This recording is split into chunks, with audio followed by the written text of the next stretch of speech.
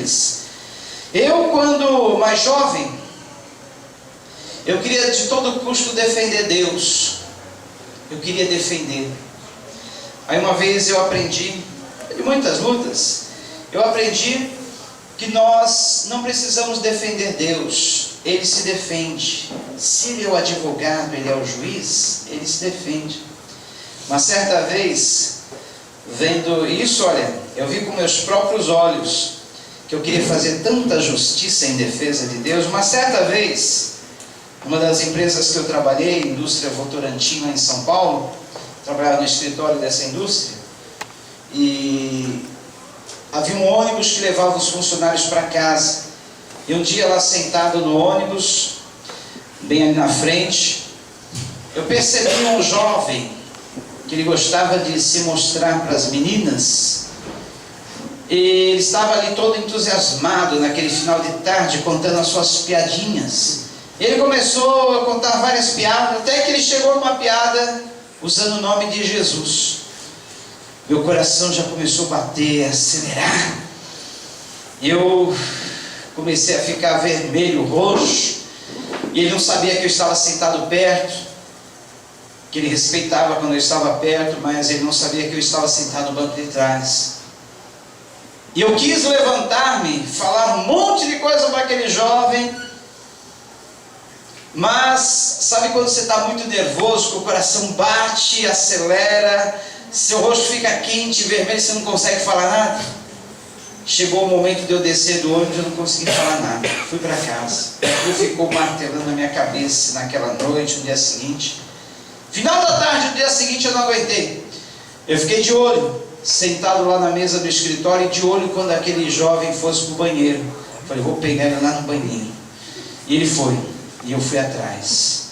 Fechei a porta, falei, olha aqui, o nome dele era Shaolin. Falei, olha aqui, Shaolin. Eu não gostei nada. Era meio atrevido, né? Apontei o dedo e falei, não gostei nada. Ele era alto, forte. Falei, não gostei nada da sua atitude ontem no ônibus. Falei, que atitude?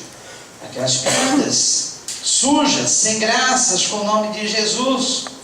Eu estava ali, você não sabia, mas eu estava ali, ouvi tudo. Aí ele já ficou bravo, falou, fica na tua que eu fico na minha. Falei, tudo bem, eu vou ficar na minha, você vai ficar na tua.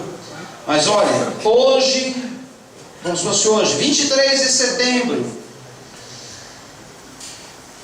do ano 2000, não, naquela época era o ano de 1990 mais ou menos. Falei, guarde bem essa data, Shaolin.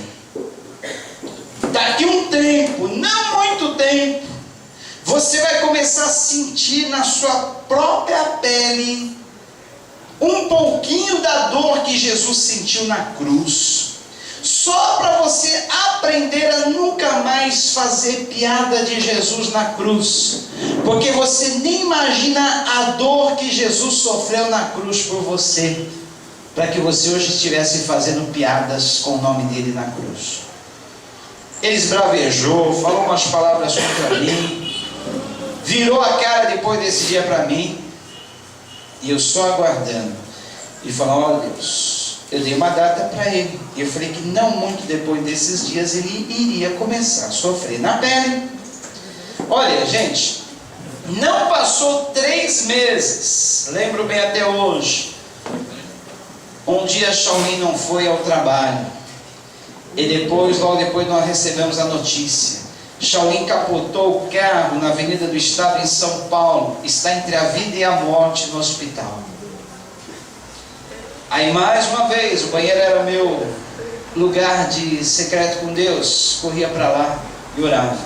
Mais uma vez orei e falei, oh Deus, não era também para matá-lo. Eu não queria isso.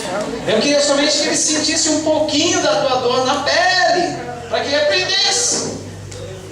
E comecei a clamar pela vida daquele jovem, clamar por ele.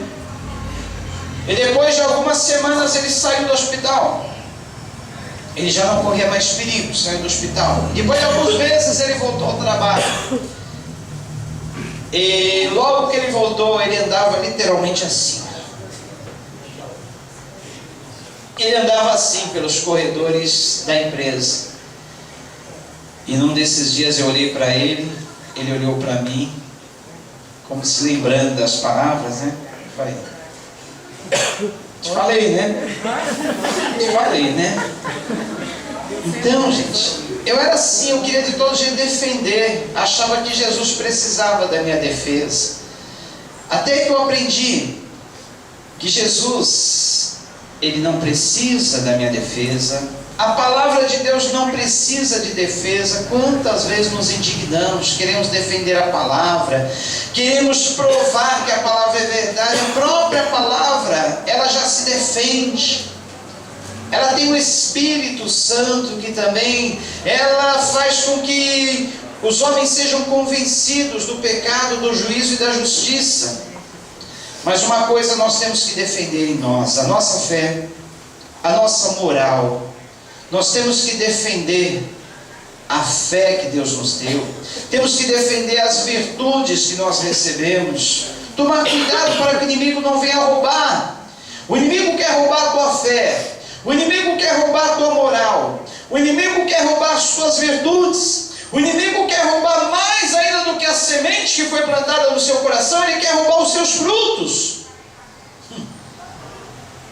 Você já viu fruto maduro numa árvore à beira da estrada? Quanta gente quer passar e roubar, quanta gente quer passar e arrancar, né?